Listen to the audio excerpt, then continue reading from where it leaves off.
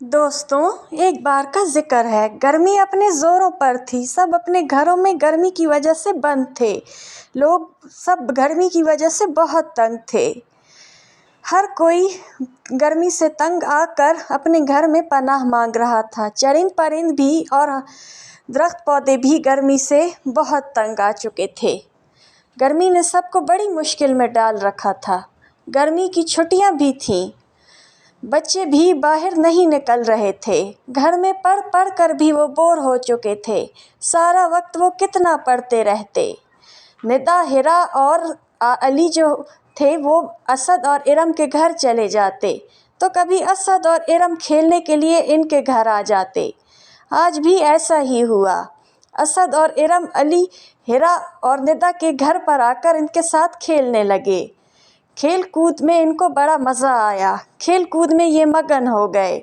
निदा, हिरा और इरम गुड़ियों के साथ खेलती, घर घर खेलती, जबकि अली और असद लूडो खेलते। खेल ही खेल में उनको वो नज़र आया जो इससे पहले कभी नज़र नहीं आया। अरे देखो, ये तो कितना बड़ा जामुन का पेड़ है। अरे वाह, इस पर तो कितने सारे जामुन हैं। ये तो कितने मीठे और लजीज होंगे। क्यों ना हम इन्हें तोड़ कर खाएं। सब बच्चे बगीचे में चले गए जामुन तोड़ने।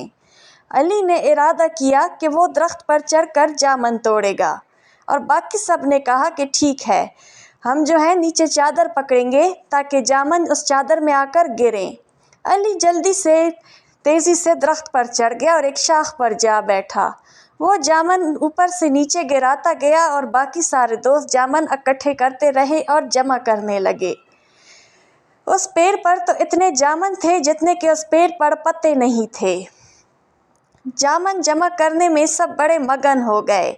ऐसे जामुनों के तार गिर रहे थे जैसे जामुनों की बारिश हो रही हो। अचानक जिस शाख पर अली बैठा था, उस शाख से अली नीचे गिरा। वो शाख भी टूट गई और अली घुटनों के बल बहुत ज़ोर से गिरा।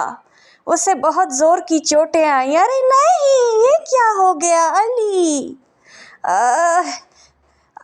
शोर शराबा सुनकर अंदर से अम्मी और दादी भी आ गईं और अली को उठाकर अंदर ले गईं। दादी माँ और अम्मी जान बहुत घबरा गईं कि अली कैसे दुख गया। तो बच्चों ने बताया कि वो जामुन तोड़ रहे थे और अली दरख्त से नीचे गिर गया। अम्मी जान ने अली को दवा दी और मरहम पट्टी की। इससे पहले कि अम्मी कोई नसीहत करती, जैसे ही खानसामा जामुन लेकर आया, सारे बच्चे जामुनों के पीछे भाग पड़े। अली भी लंगड़ाता हुआ सबसे आगे भाग रहा था। जामुनों के जो जुनून में आकर उसे अपनी